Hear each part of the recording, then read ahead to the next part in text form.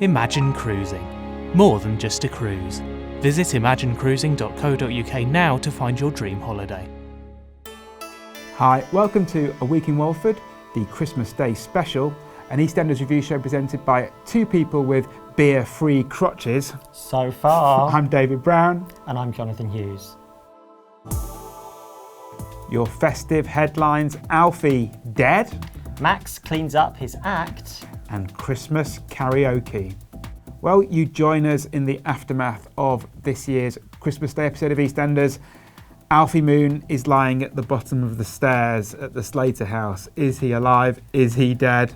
Discuss. I know. I don't know. This is a big surprise. Yeah. Didn't really. It's cloaked in secrecy, EastEnders at Christmas. So yeah, I mean, I say surprise.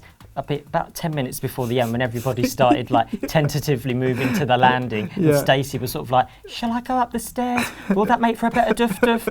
I kind of felt like we were signposted a few minutes before the end, but because we've not at all had people falling down the stairs in Christmas Day episodes of EastEnders what a before, have first. we? You know, I know. Yeah. Tanya Branning ended up. She did on Christmas Day, yeah. like literally at the same point. But this is the problem. I thought that it was kind of trying to channel that Branning Christmas episode of EastEnders where the DVD was found, you know, under the tree, because it's always to do with an unexploded secret. Yes, exactly. Which then detonates. Yeah. And it doesn't matter how it detonates. It could be the DVD. It could be like a text message as we had last year. Yeah. Or in this case, a lock of hair. I think a lock of hair's been done though, isn't it? I want to feel like a lock of hair's been done.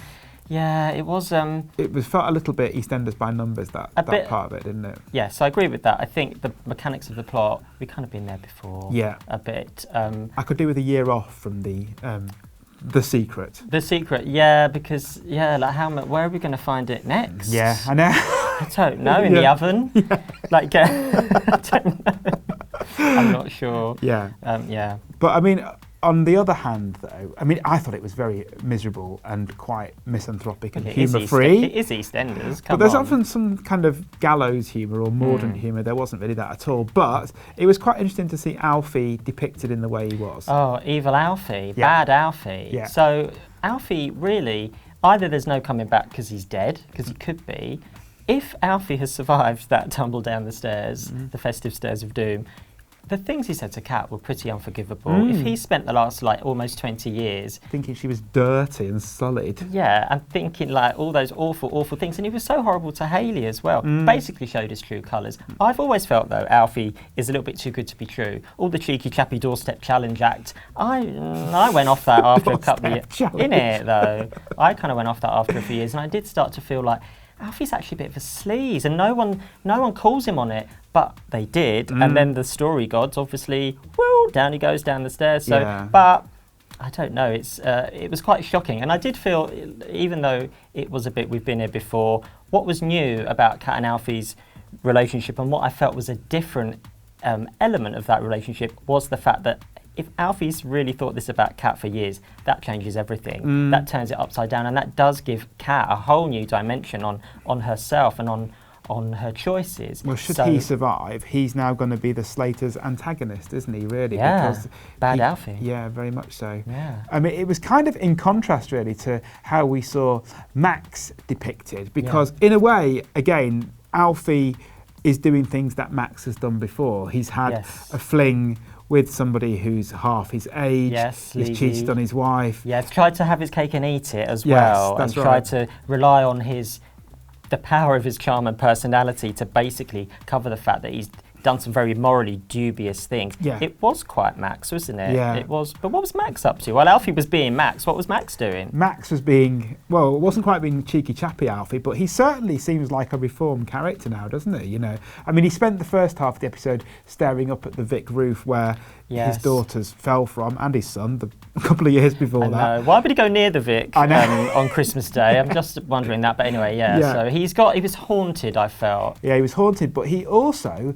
turned down the opportunity to have sex, not once, but twice. Unheard of in Max Branning land. I know. Yeah, so, I mean, he was kind of Kat's saviour, wasn't he? When Kat was having a meltdown, that was actually a very kind of tender moment that he kind of helped her out. Yeah, he was propositioned by her, but, you know, he did the decent thing. Unlike Alfie, who's not done any decent things this year. And then there was also the moment where there was a little bit of hand-holding with Stacey. It's almost kind of like the writers say, oh, it's Christmas. Max and Stacey have got to have a little scene together. Got to have a moment. It's almost like, oh, you know, Christmas, we put the Queen's speech on, we have turkey. I sort of try and have a little bit of a flirt with, you know, someone I once had an affair with. You know, the traditional, the traditional Christmas. That's right. Yeah. Do you think that was seeding something for the future, or is it literally like tick?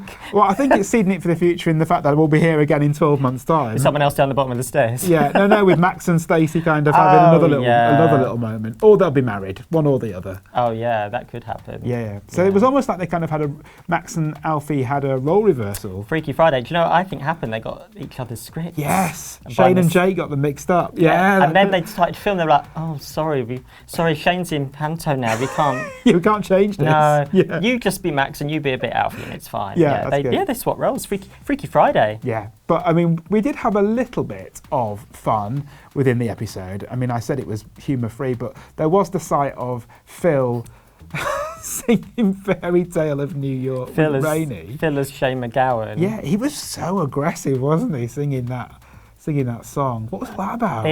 His eyes. Yeah. The eyes. And was he sort of doing an accent? I don't know. Yeah. Well, a little bit of an Irish. Possibly. twang. It was quite disturbing. Yeah. And just kind of made you long for the days, or remember the days where Phil and Rainey were on crack together. On crack together in a crack den. Weren't they dancing around to like 70s rock music? Yeah. When Phil and Rainey get together, they love a bit of a dance. Yes. They love a bit of pop music. That's right. Yeah, that was quite scary. But everyone had a go, didn't they, on the karaoke? Phil's done karaoke before as well. He did Born to Run with Ian a few years ago. Oh, did he? Yeah. At Christmas was this? I think it might have been. I'm not sure whether it was Christmas, but I think this time next year he could have a CD out. So he's done Springsteen. Yeah. He's done the Pogues. Yeah. I think Barry White. Because he's got that gruff voice, isn't he? The Walrus of Love. Yeah. Walford's Walrus of Love. Yeah. You're my first, my last, my everything. That's Sharon. That's his story with Sharon. That's the story of their love. That's right, yeah. Yeah, and so it was quite nice to see. But who didn't get on the karaoke that we would have liked? Well, there was plenty of missed opportunities there. I thought Mel could have done Suspicious Minds. Oh, yes. As soon as what's going on with her at the moment. Looking very sinister. We can't go on together. Yeah. With Suspicious Minds. With that, she's got a look in her eye lately, isn't she? Yeah. Yeah, Dot could have done perhaps a more traditional, respectful, religious thing. I'm thinking Mary's Boy Child by Boney M. Yes, that would have been Mary's nice. Boy Child, Jesus Christ. He was born on Christmas Day.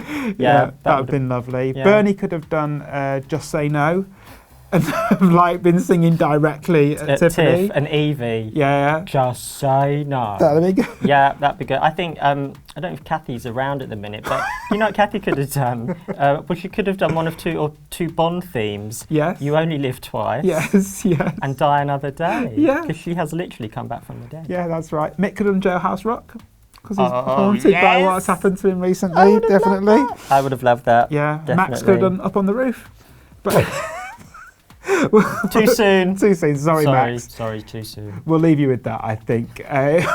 You can join us in 2019 when hopefully Sharon will be back. She could do Toy Boy at the next karaoke session. Make this happen. Yeah, we'll be back with another week in Walford, and we'd like to wish you all a very Merry Christmas and a Happy New Year. Escape the drama with Imagine Cruising. Visit imaginecruising.co.uk now to find your dream holiday.